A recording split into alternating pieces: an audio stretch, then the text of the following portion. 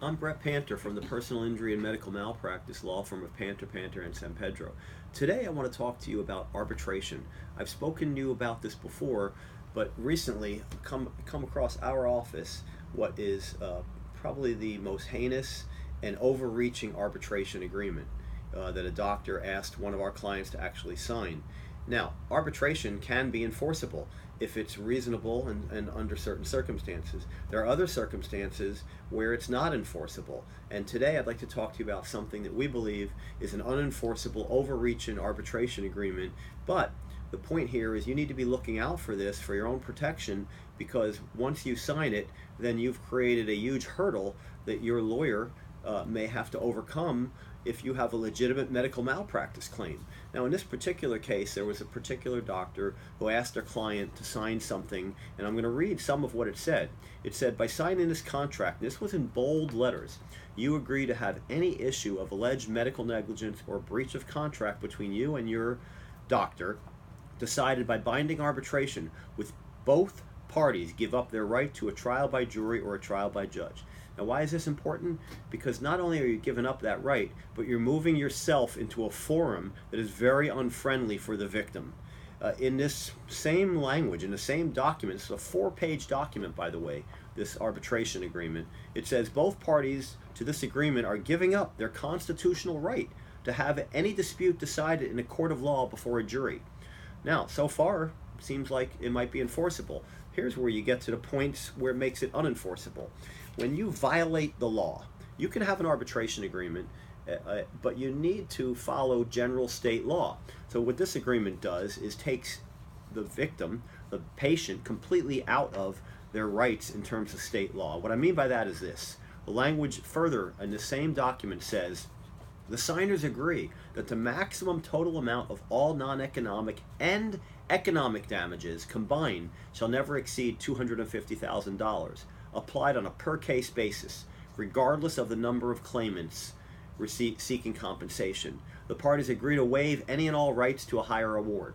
So that's contrary to Florida law. The Florida Supreme Court has already said that a $250,000 cap on non-economic damages is unconstitutional. But this agreement goes further. It limits $250,000 for both economic and non-economic damages. Never in the state of Florida have economic damages been limited. And what I mean by that is, lost wages, medical expenses, lost ability to earn money, the hard economic damages, a life care plan that you may need to be funded to take care of your medical needs. Furthermore, in this very same agreement, they write, in no case shall the statute of limitations exceed 12 months.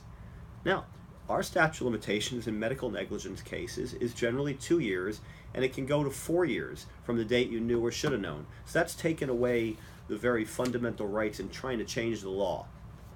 Now, the last kicker in the same agreement, it says the parties to this dispute shall get arbitrators, and those people will be determined by that arbitration shall be determined by a panel of 3 arbitrators. Now, listen to this. Each party shall select one arbitrator from a list of qualified legal medical experts provided by the very doctor that you're going to. So now, not only are you in arbitration with illegal consequences, but you have to go to the arbitrators that this particular group of doctors has picked already, handpicked for you. So you have no independence here at all. The agreement goes on and says other things, but this and our clients brought this document to us. This is something you don't want to sign. It's illegal. The Florida Supreme Court has already spoken on this. The Florida Supreme Court said, and I'll just quote one of the holdings of the Florida Supreme Court on this very issue. They said a contractual provision that contravenes a legislative intent in a way that is clearly injurious to the public good violates public policy and thus is unenforceable.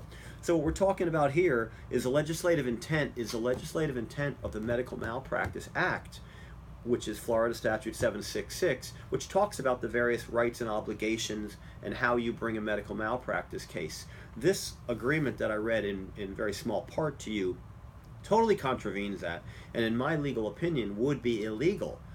But if you sign it, my legal opinion is my legal opinion. Now I'm going to have to bring it in front of a judge to have a judge determine its illegality.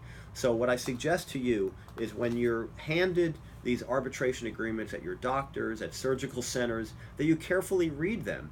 And if they clearly take away your rights, that I urge you not to sign them and go somewhere else. There is a lot of competition among doctors, and most times you can seek alternative medical care from an alternative doctor.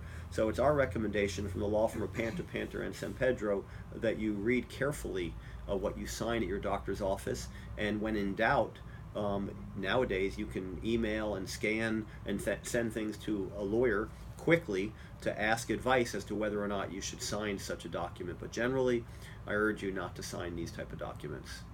Thank you.